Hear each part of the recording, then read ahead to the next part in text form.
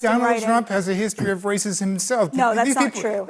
Are you kidding me? Sorry, Donald Trump started his career with racism. In the 1970s, he was sued for housing discrimination. In 1989, he was a part of he was led the lynch mob against the Central Park Five. In the 1990s, he was sued by casino workers for racial discrimination. He led a 5.5-year campaign against Barack Obama for allegedly not having an accurate birth certificate. Donald Trump came in office talking about he was going to ban Muslims, and he was called Mexicans were supposedly bringing drugs. Donald Trump has a long history. You didn't deny anything of the things I just said. Donald Trump just this year said that he's allowing white South Africans to come to the United States, but not black South Africans. What could be more racist than that? I look at somebody that comes from Somalia where they don't have anything. They don't have police, they don't have military, they don't have anything. All they have is crime. And she comes in and tells us how to run our country. The Constitution says this, the Constitution. The whole thing is crazy. The president is making no secret about his true motivation. I'll never forget my 2018 meeting in the Oval Office when President Trump rejected a bipartisan immigration deal because he didn't want any more immigrants from those, quote, S-hole countries.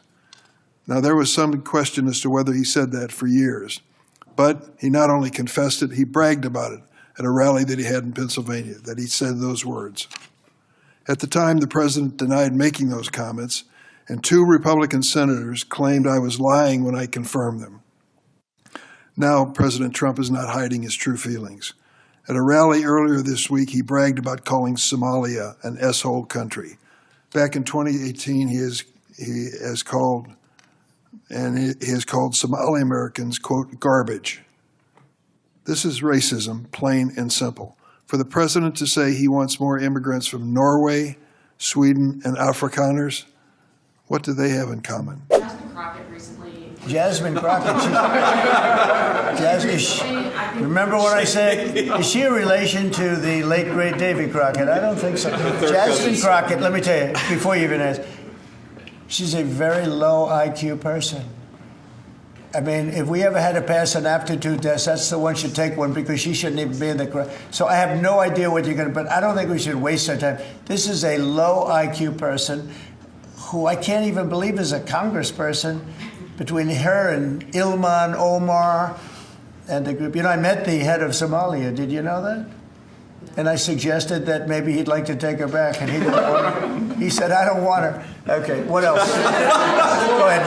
Let's hear what Crockett said. Go ahead. You compared ICE raids to slave patrol. I want to ask you. To slave? To slave patrol. I want to ask you if you think that there should be consequences for members of Congress who make these types of comparisons or use this language. Well, I think she's gone over the line. Look, attempting to turn this into a larger racial issue nationally, I think, is a really pathetic attempt by the media to try to turn this into something that it's not. Breaking news, a Republican state tried to create more Republican congressional seats under a Republican governor and conservative legislature. California is doing the exact same thing as a heavily blue state, trying to gain more seats for the Democrat Party in Congress to represent California, which many people would say is probably the most blue it's ever been, especially with the exodus of so many millions of conservatives leaving California under the reign of Gavin Newsom. I mean, we talk about checks and balances.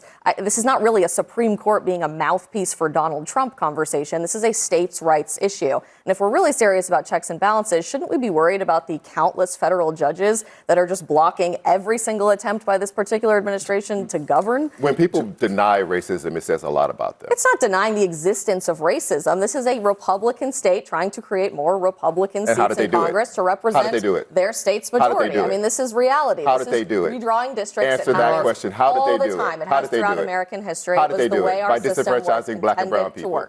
But you don't want to say that because it says a lot about you. This moment in a bigger picture does harken back to one that we've seen before on the campaign trail. Like when Donald Trump said this when he was in Minnesota in 2016 about Somali refugees.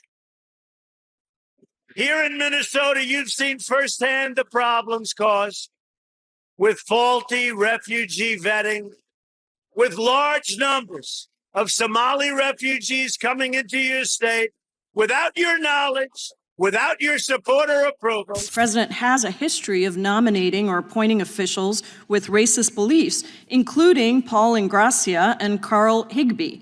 The architects of Project 2025 also have a very well-documented history of writing racist writing, statements or activity. And I won't repeat all of them here, but I do have a visual right behind me with just a couple of examples, including assertions that black people and immigrants have lower IQs than white citizens.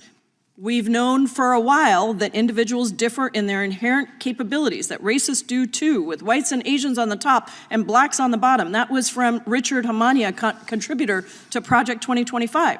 How about this one? The ceaseless importation of third world foreigners with no tradition of, taste for, or experience in liberty means that the electorate grows more left and less traditionally American, whatever that means, with every cycle. That's from Michael Anton, also a contributor to Project 2025.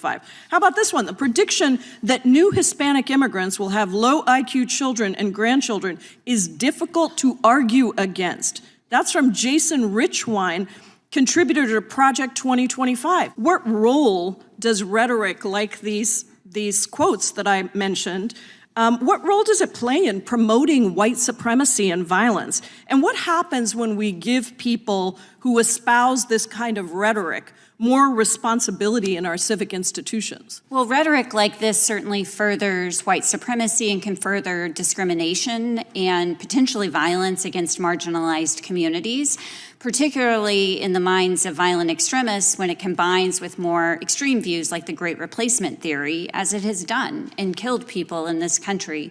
And when this rhetoric is also espoused by people who hold government power, members of these marginalized communities will fear not just that violence might come to their community, but also that the force of government might be used against them in various ways. At this point, if you're still surprised by Donald Trump's racism, then either you've been living under a rock or I just don't believe you. How can you be surprised at this point? It's like his whole thing. As we know, Donald Trump's entire momentum got built from when he denied that Barack Obama was born in the United States because he's a black man. And then we know what he did when he came down the golden escalator talking about Mexicans sending in their worst and so on and so forth. It's been the entire thing. And every time he calls someone low IQ, they're either a woman or they're someone of color. You know, always, each and every time. You know, this very low IQ person because I'm Donald Trump and I'm such a genius and everybody knows how brilliant I am and how high my IQ is.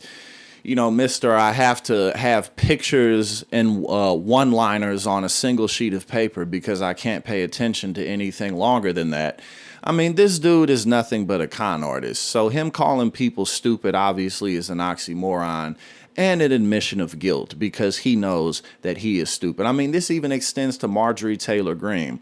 You know, this woman was one of his absolute most devout soldiers. One of the people that was on the front lines for him through and through. And it took so much for her to back off and jump off the sinking ship. And now all of a sudden it's Marjorie Trader Brown. You know, Marjorie Trader Brown, not Marjorie Taylor Greene, because he's so creative and so brilliant. Doesn't matter who you are, don't matter how much you've done for him. Eventually he's going to turn on you and he's going to see every single slight as a betrayal. But yes, we know Donald Trump is a racist and that's not going to change.